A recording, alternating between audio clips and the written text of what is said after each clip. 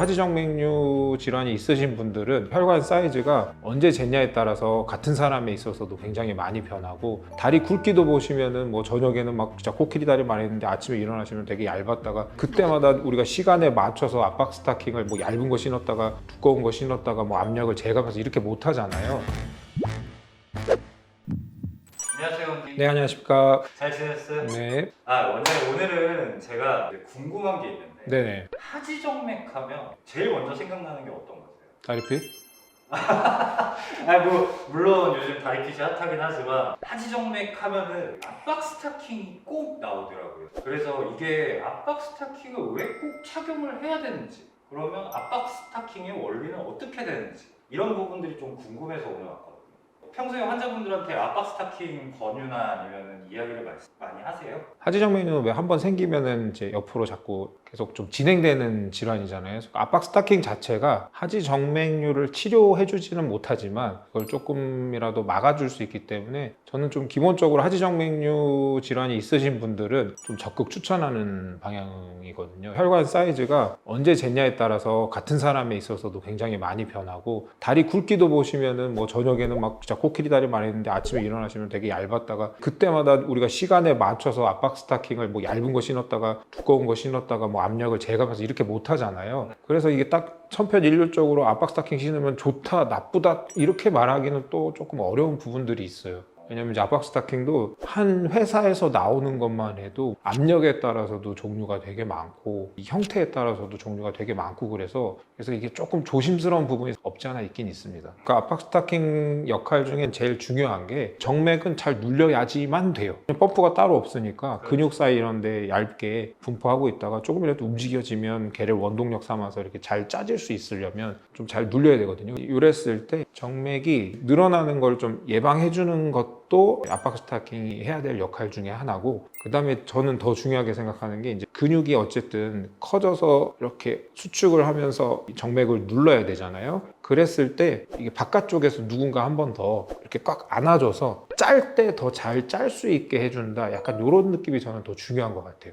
근데 이게 아무래도 압박 스타킹을 신는 분들은 네네. 다리가 막 붓거나 아니면 뭐 무겁거나 약간 이런 분들이 되게 많으시잖아요. 그렇죠. 그러면 올바른 착용 시간이나 뭐 법은 또 따로 있는 거죠? 진행이 얼만큼 돼 있냐에 따라서 환자마다 다를 것 같아요. 아직 진행이 그렇게 많이 된 건 아니다 라면은 아침에 일어났을 때 신어서 처음부터 근육 수축했을 때 짜주는 거를 도와주면서 오후에 좀 덜 붓도록 해주는 게 제일 좋은 방법일 것 같고, 굳이 밤에까지 신으실 필요는 없으세요. 왜냐면 저희가 일단 기본적으로 누워있는 동안에는 중력 방향이 이쪽이잖아요. 그럼 다리 발 쪽으로 쏠리는 게 아닌데, 이게 서서 걷기 시작하면서부터 중력 방향 아래쪽으로 역류가 시작되는 거라서, 주무시거나 누워있는 동안에 굳이 압박 스타킹을 신으실 필요가 없죠. 오히려 그러면 하지정맥을 더 심하게 만들 수도 있는 거예요. 멀쩡한 사람이 약간 쫄리듯이 그렇게 신고 자면은 정맥이 눌려 있으니까 저기 스키니 바지 입고 잔 거랑 똑같지. 그럼 부어 있을 때 압박 스타킹 착용이 도움이 안 돼요? 부어있을 때 압박 스타킹 잘못 신으면 오히려 정맥 더 눌리니까 림프관이나 이런 것도 같이 눌리면서, 그러니까 어느 정도 붓고 나면은 막 그 위아래로 띠 있는 부분들이 막 되게 붓기 시작하잖아요. 그럼 그때는 오히려 독이 될 수도 있죠. 그럼 그런 분들은 뭐 어떻게 해야 돼요? 뭐 영양제를 먹어야 돼요? 아니면 정맥순환제가 뭐 수술하셔야죠 일단. 정맥순환 개선제도 드셨을 때 다리가 조금이라도 편하시다 그럼 저는 그거 꼭 드시라고 하고, 압박 스타킹도 만약에 이제 내가 오후가 돼서 다리가 부어서 이게 너무 쨍기고 그렇다 그러면은 사이즈나 압력을 또 바꿔줘야 되죠. 압박 스타킹도 압력별로 이렇게 또 이게 여러 종류가 있어요. 근데 얘기하다 보니까 네네네. 압박 스타킹이 되게 애매해요. 어려워요. 제대로 진짜 잘 모르고 그럴 때는 저도 이렇게 설명하고 그럴 때 아래쪽부터 이렇게 잘 짜주고 이렇게 좀 살짝 이렇게 잡아주기도 하고 펌프질도 잘 되게 도와주고 뭐 이렇게 얘기를 했었었는데, 알면 알수록 좀 어렵더라고요. 기본적으로 공통된 컨센서스는 그래도 압박 스타킹을 신어주면은 붓는 거라든지 통증이라든지 혈액순환이라든지 펌프질이라든지 이런 거에 도움이 된다, 이렇게 돼 있죠. 그래서 저도 막 이렇게 막 적극적으로 무조건 신으세요 또 이렇게는 못하는 게, 어떤 분들은 뭐 제가 이렇게 수술 끝나고 좀 신으시면 좋다고 했더니 여기가 막 물집이 잡히도록 막 신고 그러시는데, 물집까지 잡혔다는 얘기는 오히려 정맥을 좀 너무 눌러가지고 강박 가지고 그렇게 신는 거는 좋지 않은 것 같아요. 만약에 이제 여기도 역류가 있으신 분들이라면 여기까지 다 신는 게 좋기는 한데, 뭐 여름이라든지 아니면 불편하다든지 활동량이 많으신다든지 그러면은 여기까지 또 신기가 좀 불편한 경우들이 많잖아요. 그럼 그때는 사실 여기 정도까지만 신어주셔도 펌프 역할은 사실 종아리 쪽에서 대부분 이루어지기 때문에 그것만이라도 신으셔도 한 기능의 70%는 해주지 않을까 이런 생각이 들어요. 그럼 신어봤을 때 네네. 어떤 효과가 있어야 본인과 맞는 압박 스타킹?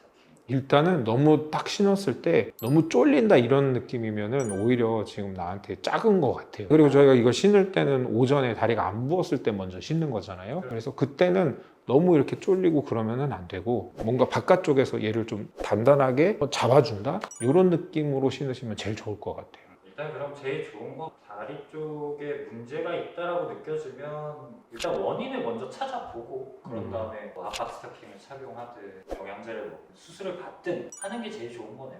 보조 형태로 신어야 되고, 그래도 이제 하지정맥류 이런 내용들을 좀 알고 계시면 이때는 내가 신으면 조금 오히려 독이 되겠구나 이런 걸 좀 아실 수 있으니까, 의료용 압박 스타킹 이거는 어차피 하지정맥류를 진단받으신 분들은 보험이 되기 때문에 1년에 2개까지는 보험 적용되는 걸로 알고 있어요. 그래서 나한테 잘 안 맞는 것 같다 그러면은 자꾸 바꾸시는 것도 제 생각에는 방법인 것 같아요. 저희 다리가 항상 딱 정해진 모양, 정해진 형태, 정해진 사이즈가 아니다 보니까, 어떤 분들은 제가 이렇게 검사한다고 살짝만 눌러도 정맥이 그냥 눌려버리니까 그런 분들은 의료용 압박 스타킹을 신어도 좀 혈액순환이 안 될 수도 있고, 그래서 그러면은 그런 부분들을 주의해서 압박 스타킹을 착용하자. 네네. 알겠습니다.